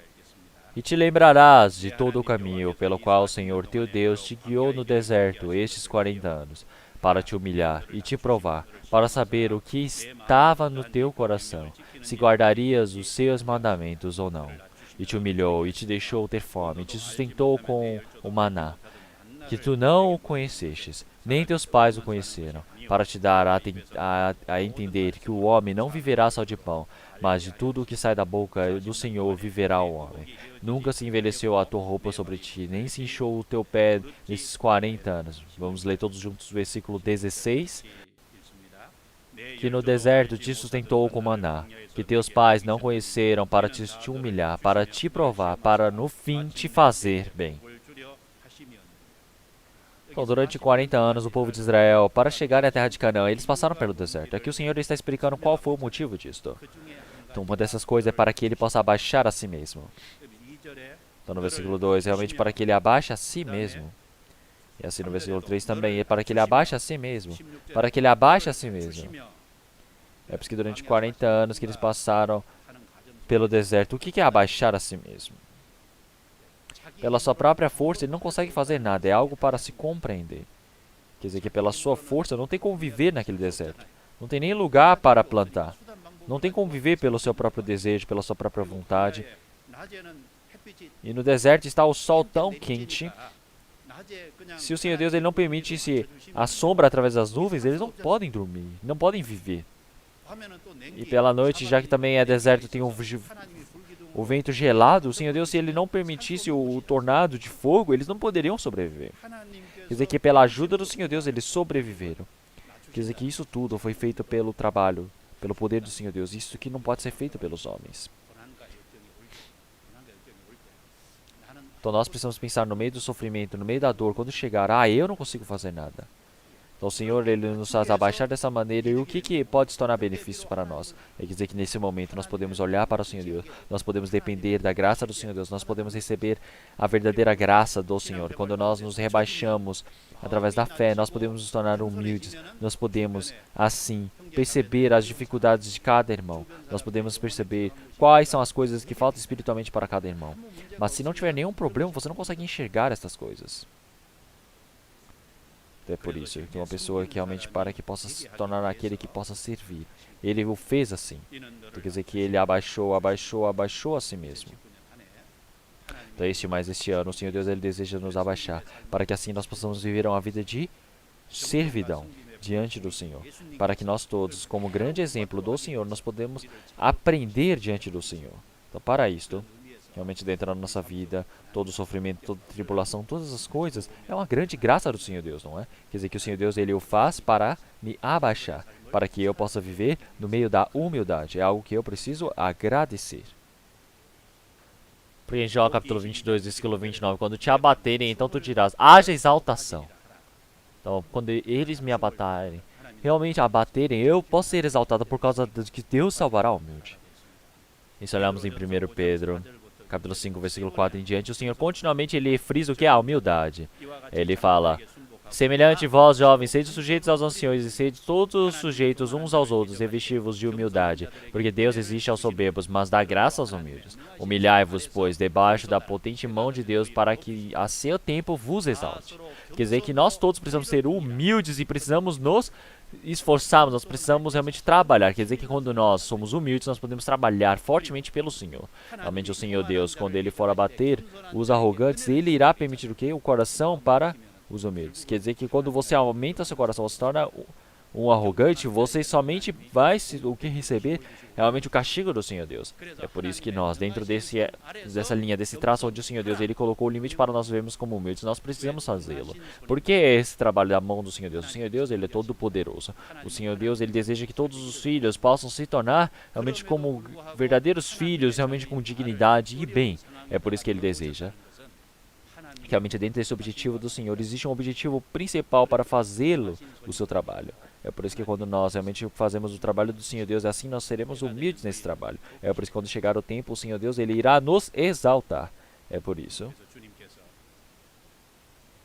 que o Senhor, Ele lavar os pés dos discípulos. Isso é algo muito importante. Por que será que Ele lavou os pés dos discípulos? Então, realmente, como eu fiz, que vocês possam fazer também. O Senhor Deus, Ele deu o exemplo. Então, dentro da vida de fé também, a humildade e o serviço são as coisas mais importantes. Mas realmente dentro dessa vivência, como é que nós devemos viver? Como é que eu devo viver essa vida? Então, eu preciso viver realmente servindo. O Senhor Jesus disse em Mateus capítulo 7, versículo 12, portanto, tudo o que vós quereis que os homens vos façam, fazê-lo também vós. Então, o Senhor que disse essa palavra, Ele disse que o quê? Que nós precisamos servir verdadeiramente primeiro ao Senhor. Então, o Senhor é aquele que é necessário que possa receber a serviço. Porque já que nós fomos servidos pelo Senhor, nós precisamos servir aos outros também. Então, realmente não existe outra maneira para servir se nós queremos ser servir.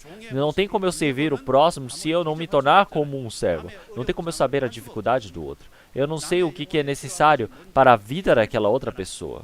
É por isso que o Senhor, Ele está se rebaixando. É por isso que esse trabalho de lavar os pés, o Senhor Deus, Ele está ensinando qual é o serviço, como é que você pode fazer o serviço e a humildade. É isso que o Senhor Deus, Ele está nos ensinando agora. Então, quando nós olhamos para um ano que se passou, nós precisamos pensar realmente quanto que eu abaixei a mim mesmo. O que realmente o resultado, o que mostra, o que conclui que nós nos rebaixamos? Quer dizer que eu vivi a vida de servir ao próximo. Se eu estou servindo ao próximo, quer dizer que essa é a evidência de que eu abaixei a mim mesmo. Mas se eu não servir ao outro, quer dizer que esse é o testemunho de que eu não servi ao próximo. E assim, vamos voltar novamente para João capítulo 13.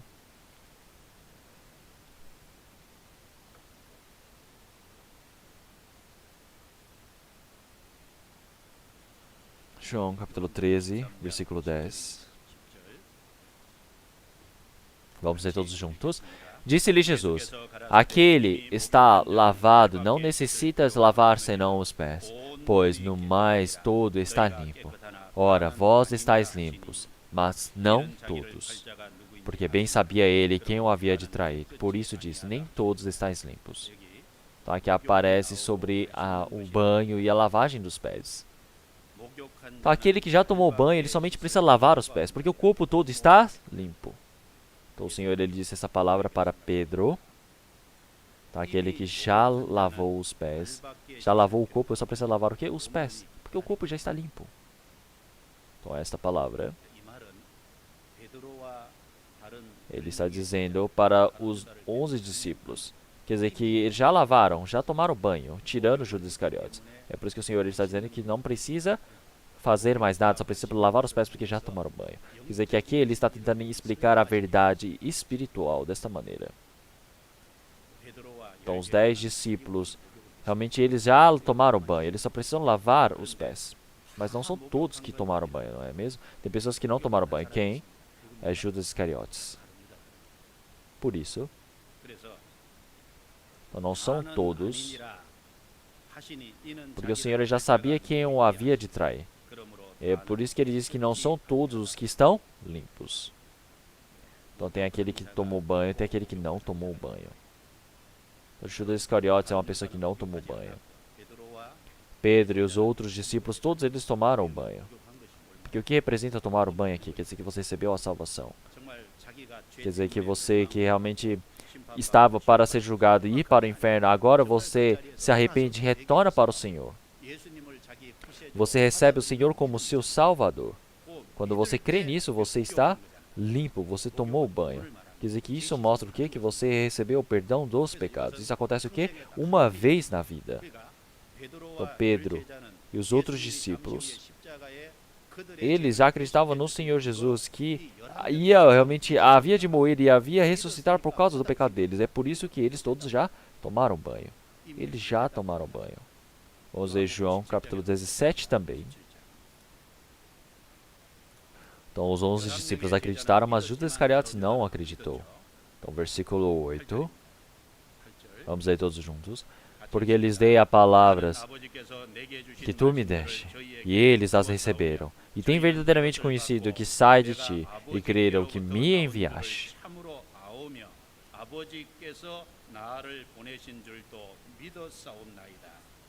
Quer dizer que eles creram.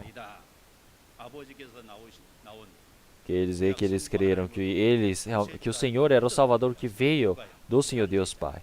Mas Judas Iscariotes, ele é a exceção. Se olharmos no versículo 11, e eu já não estou mais no mundo, mas eles estão no mundo. E eu vou para ti, Pai Santo, guarda em teu nome aqueles que me deixam, para que sejam um assim como nós. Versículo 12, vamos ler todos juntos. Estando eu com eles no mundo, guardava-os em teu nome. Tenho guardado aqueles que tu me deste, e nenhum deles se perdeu, senão o filho da perdição, para que a Escritura se cumprisse. Então, somente o filho da perdição. Está falando sobre Judas Iscariotes. Nós olhamos no versículo 8.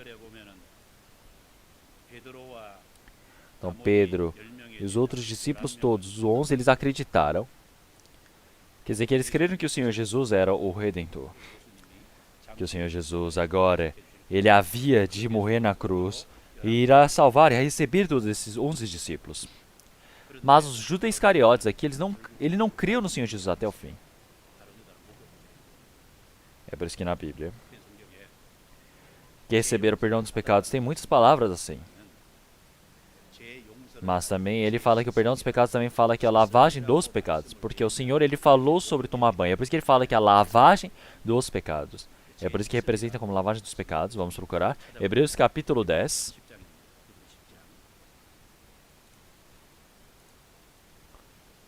Capítulo 10, versículo 21 e 22.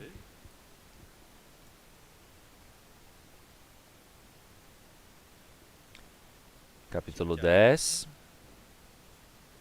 versículo 21 e 22. Vamos ler todos juntos.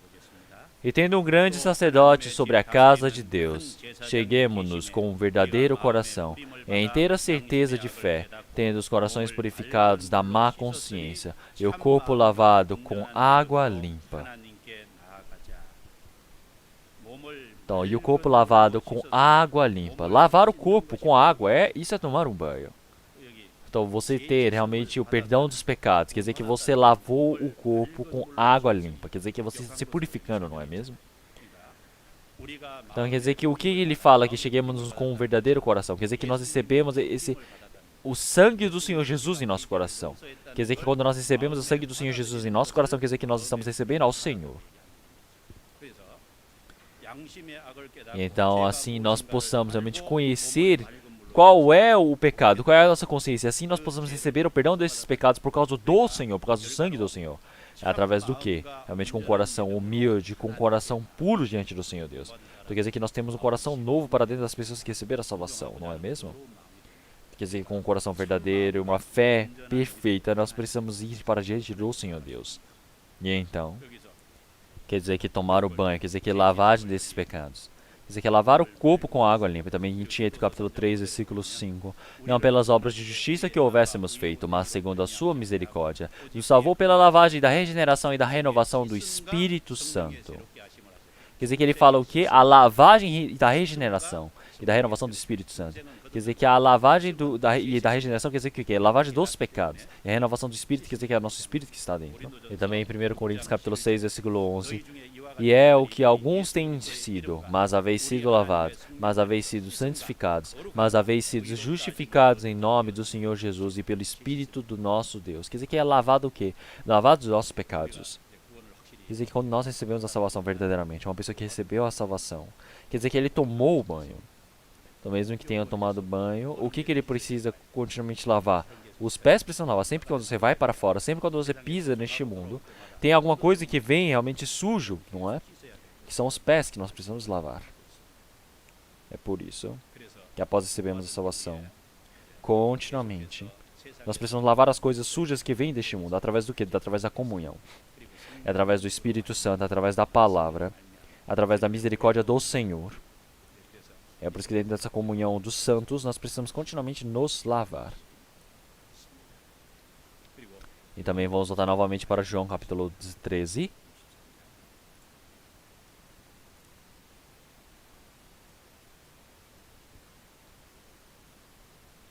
João capítulo 13, versículo 8. Disse-lhe Pedro, nunca me lavarás os pés. Respondeu-lhe Jesus, se eu te não lavar, não tens parte comigo. 내가 너를 씻기지 아니하면 내가 나와 상관이 없느니라. 시몬 베드로가 가로되 E disse-lhe Simão Pedro, Senhor, não só os meus pés, mas também as mãos e a cabeça. 예수님께서 O Senhor Jesus ele foi lavando os pés dos seus discípulos um a um, e quando chegou na frente de Pedro, ele disse o quê? Senhor, você não pode lavar os meus pés, porque o Senhor é o mestre e eu sou seu discípulo. O discípulo tem que lavar os pés do mestre. Como é que eu posso fazê-lo assim? Mas o que o Senhor Jesus disse? Realmente você ainda não entende o trabalho que eu estou para fazer, mas futuramente você saberá. Então ele disse, Senhor, tu não podes lavar os meus pés nunca. Então o que ele está querendo dizer? Quer dizer que eternamente, agora ou depois, jamais o Senhor vai poder lavar os meus pés. Eu jamais vou deixar o Senhor lavar meus pés. Nunca vai acontecer isso. Então ele falou negando de forma tão realmente bem clara para o Senhor Jesus. Mas o que o Senhor Jesus disse? 내가 나와 상관이 Se eu te não lavar, não tens parte comigo. Pedro deve ter ouvido essa palavra com grande impacto. Por que essa palavra é tão impactante assim? Vamos pensar bem. Então você pegar um peixe. Eles estavam ali jogando as redes no mar para pescar, mas eles foram chamados Senhor. E o Senhor chamou o quê? Para que iria fazê-los pescadores de homens. E assim realmente eles receberam essa promessa e seguiram o Senhor. Eles deixaram todo o futuro, deixaram toda a vida eterna para eles. Toda a vida, na verdade, estava apostada e entregada para o Senhor. É por isso que durante 3 anos e meio, eles continuamente seguiram o Senhor, no meio de toda aquela dificuldade. 어려운 가운데 같이 했는데 Mas o Senhor de repente falava, tu não tens parte comigo.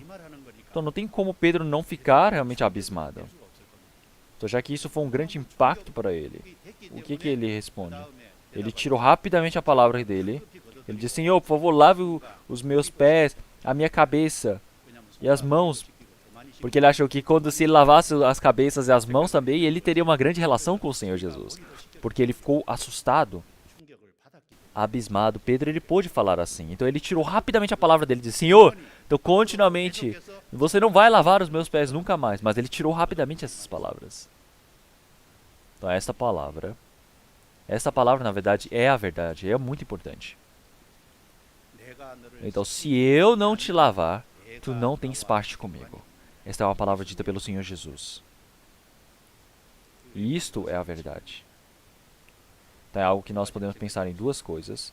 Se você não tomar o banho, se você não receber a salvação, se você não for lavado dos seus pecados eternamente, você não tem relação com Deus. Então Judas Iscariotes é uma pessoa que não tem relação com o Senhor Deus nunca mais. Judas Iscariotes ele nunca foi lavado pelo Senhor. Os pecados jamais foram lavados. Ele nunca recebeu o perdão dos pecados. E é por isso que Judas Iscariotes se tornou uma pessoa que não tem relação nenhuma com Deus eternamente. Então por que nós chamamos o inferno de segunda morte? Porque a primeira morte é a morte da separação do espírito da carne. E a segunda morte quer dizer que um lugar é onde está separado do Senhor Deus eternamente. Esta é a segunda morte. É um lugar onde você está dividido, separado do Senhor Deus eternamente. E também, uma pessoa que recebeu a salvação é uma pessoa que tem relação com Deus. Mas realmente é uma pessoa que tem relacionamento espiritual com o Senhor Deus. Porque agora irá passar a eternidade com o Senhor. Então, mas se o Senhor, ele não... Se o Senhor diz, realmente, se eu não te lavar, tu não tens parte comigo. Então, realmente, quando nós vivemos este mundo, nós temos muitos desses sujeiras que vêm deste mundo e que vêm colado, que está errado. Nós precisamos continuamente lavar essas coisas para que nós possamos estar em comunhão com o Senhor, para que possamos ser utilizados pelo Senhor. Mas após receber a salvação, realmente você precisa ser continuamente lavado pelo Senhor. Mas você pegando um grande pecado e você não é lavado, mesmo você tendo um grande erro e você não é lavado, então você não pode ter comunhão com o Senhor Deus. Então você pode se tornar uma pessoa que não tem nenhuma relação com o Senhor Deus na comunhão. E pode ser que você não tenha relação nenhuma para ser utilizado no trabalho do Senhor Deus. E isso é uma palavra surpreendente. O Senhor Jesus não disse para Judas Iscariotes, disse para quem? Para Pedro. Então, para Pedro, que já está lavado, o Senhor disse que se o Senhor não lavar os pés, ele não tem parte comigo. Então, durante um ano, todas as sujeiras que veio deste mundo, se existe algo errado diante do Senhor Deus, realmente esse amor, verdadeiro primeiro amor que nós temos com o Senhor, nós precisamos realmente retornar. Porque o Senhor ele disse que se o Senhor ele não lavar o que ele é, não tem parte comigo. Então nós realmente precisamos ser lavados. Quando nós somos lavados, então verdadeiramente quando recebemos a salvação, continuamente pela palavra do Senhor Deus, nós precisamos ser lavados. Isso é algo exato. Então isso é algo que nós precisamos pensar profundamente.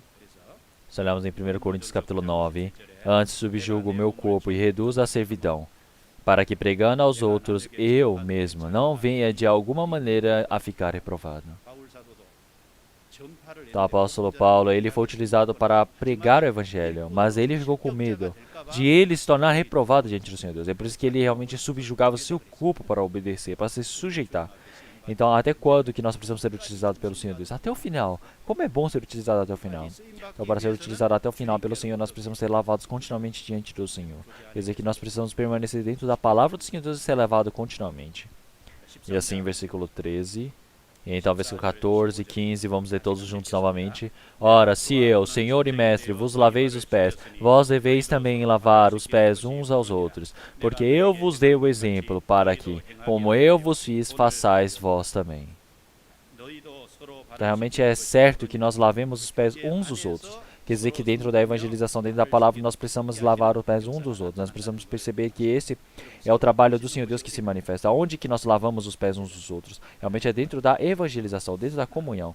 Realmente dentro da comunhão dos irmãos, seja da comunhão das irmãs, das senhoras, quando eu estou no trabalho voluntário, seja na palavra de quarta-feira. Realmente nós precisamos servir uns aos outros.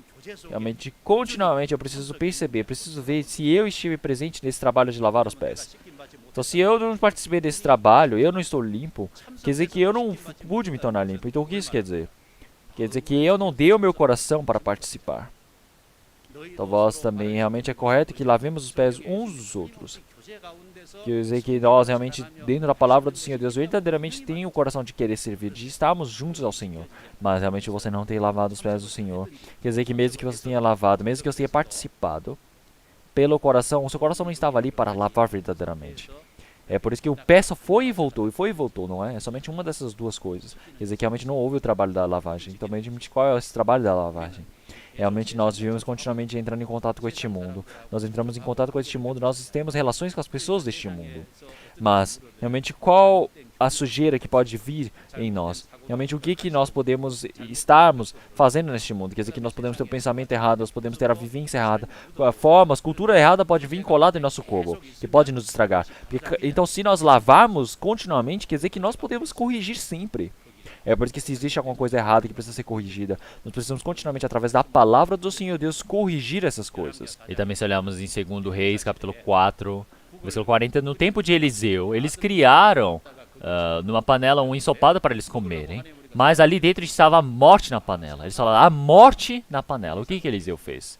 E jogando a farinha ali dentro, o veneno se tornou um antídoto. E assim, os discípulos que seguiam Eliseu puderam comer desse ensopado. Eliseu, ele representa o quê? Ele representa o Espírito Santo. E Elias representa o Senhor Jesus. Então, porque o Elias foi embora, então Eliseu ficou, quer dizer que como Espírito Santo, quer dizer que no meio da comunhão, junto conosco, e assim todo ensinamento errado, realmente mesmo que ele entre para dentro dessa comunhão, através da palavra, continuamente nós estamos aprendendo, olhando a vivência dos santos, o veneno se torna o quê? Um antídoto. E quando nós estivermos ali dentro, uma pessoa que bebia, ela pode parar de beber. Uma pessoa que fumava, pode parar de fumar. E assim, se tem algum pecado que é um hábito, continuamente se ele participar ali dentro, ele vai o quê? Melhorando, vai largando isto. Quando nós vamos ao mundo, nós podemos ver que tem vários desses corações de querer desejar este mundo. Então, quando nós vamos para as relações deste mundo, nós temos várias cobiças das coisas deste mundo, né? Mas quando nós ouvimos o testemunho dos irmãos uns aos outros, estamos conversando, nós podemos pensar, nossa, mas tem coisas mais importantes, eu pensei errado. Então, assim, nós ouvindo a palavra, quando ouvimos o testemunho um dos outros, quando estamos em comunhão, temos a lavagem dos pés. É por isso que quando nós permanecemos ali dentro, realmente eu posso estar lavando o pé do próximo, eu posso estar lavando os meus pés também. É por isso que nós precisamos, realmente, dentro dessa palavra do Senhor Deus, dentro dessa lavagem dos pés, precisamos sempre estar nos purificando. Então precisamos nos lavar continuamente, porque se nós não nos lavarmos, não vai dar certo. Se olharmos o tabernáculo no Antigo Testamento, nós podemos ver que existe o local do holocausto, a pia, o lugar santo e o santíssimo. Então o local do holocausto é onde realmente é feito o sacrifício do Senhor Jesus e assim derramado o sangue. E a pia é onde é lavado os pés. E o santo é o lugar onde o santuário pode trabalhar e o santíssimo é onde pode conversar com o Senhor Deus. Então primeiro você precisa passar pelo sacrifício, lavar as mãos para entrar para o trabalho do Senhor Deus e conversar com Deus. Então se você não lavar, não tem relação, não tem parte comigo. Então como é que ele pode lavar? Dentro da comunhão do Senhor Deus, ele pode nos purificar. É por isso que dentro de anos de 2020 também, quando nós estivermos dentro dessa comunhão, nós precisamos continuamente participar com o coração correto também. É um pensamento que nós precisamos ter, não é mesmo? E também, por fim, vamos voltar novamente para João capítulo 13, versículo 31 e 32. Tendo ele, pois, saído, disse Jesus, agora é glorificado o Filho do Homem, e Deus é glorificado nele. Se Deus é glorificado nele, também Deus o glorificará a si mesmo, e logo o há de glorificar. Por isso, que o sacrifício, a dor, o sofrimento que o Senhor Jesus recebeu na cruz, o Senhor, ele ter dado toda essa glória dos céus, é para dar através da cruz. Quer dizer que através da cruz, o Evangelho ele foi cumprido. Se o Senhor Jesus ele não morresse na cruz, não haveria glórias diante do Senhor Deus Pai. Já que ele deu glórias ao Senhor Deus Pai, o Senhor Deus também o exaltou em todas as coisas. Ele permitiu o maior nome dentre todos e o fez ser glorificado. É por isso que o sofrimento da cruz realmente foi manifesta a glória do Senhor Deus, para dar glórias ao Senhor Deus Pai. Isso ele se torna um ensinamento a nós. Então, dor, sofrimento, é algo que nenhuma pessoa gosta. Mas dor e sofrimento, tudo isso nós podemos saber que sem eles não há glória. É por isso que durante um ano também, se nós olharmos para trás,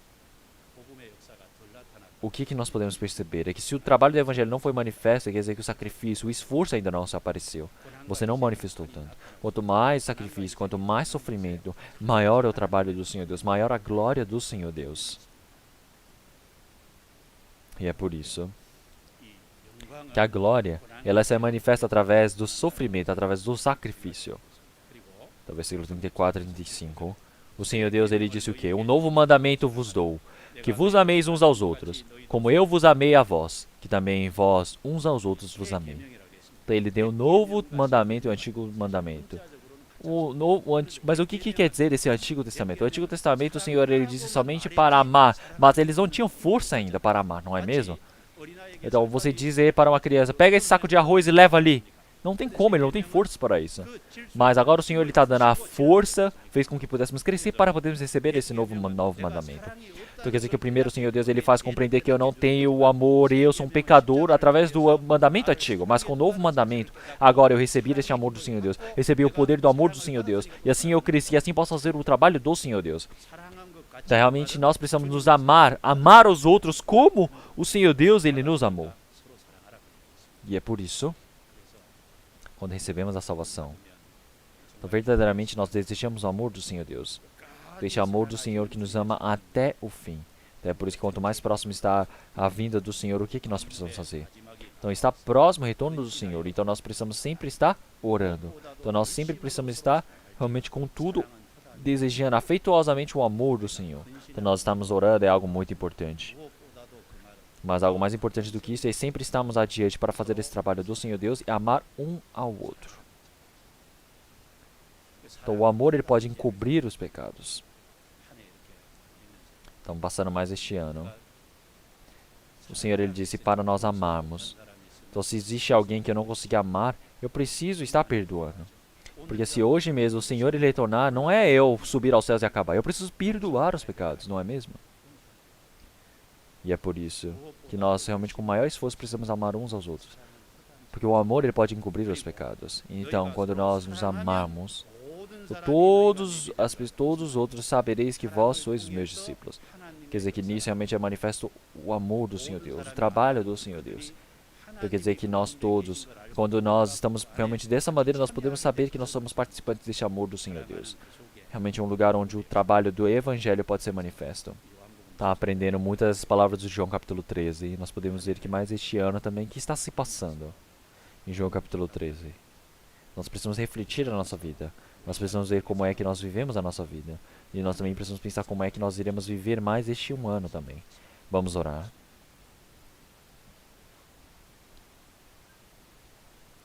Senhor Deus Pai, santo e misericordioso, nós agradecemos por todas as coisas, Senhor. Porque o Senhor Deus permitiu mais este ano para estar junto conosco, para nos trazer até aqui. E através da graça, através da sua palavra, o Senhor Deus nos preencheu. O Senhor Deus nos ajudou neste ano. Senhor, este ano também, para esse novo ano, que o Senhor Deus possa permitir muitos dos seus trabalhos para que possamos realizar um grande trabalho diante do Senhor Deus. Que nós possamos olhar para este ano mais que se passou e que possamos pensar se nós vivemos em obediência, em sujeição diante do Senhor Deus. Que toda a nossa vida diante do Senhor Deus, realmente que nós possamos ser sujeitos à sua palavra, que nós possamos estar cheios da sua palavra, que nós possamos terminar muito bem este ano, que o Senhor Deus permita a graça para que nós possamos viver com grande força para o próximo ano que está vindo. Nós todos pedimos e desejamos isso afetuosamente diante do Senhor Deus, que o Senhor Deus ele manifestou para nós a sujeição, a obediência, que nós todos possamos viver dessa maneira, que nós possamos ser conduzidos para a sua palavra. Senhor, muitas pessoas que ainda não receberam a salvação que estão ao nosso redor, que o Senhor Deus permita para que todos nós possamos ser utilizados para o trabalho da salvação dessas pessoas, que o Senhor Deus possa utilizar toda a nossa família de forma preciosa, Senhor. Nós oramos em nome do Senhor Jesus Cristo que nos salvou. Amém.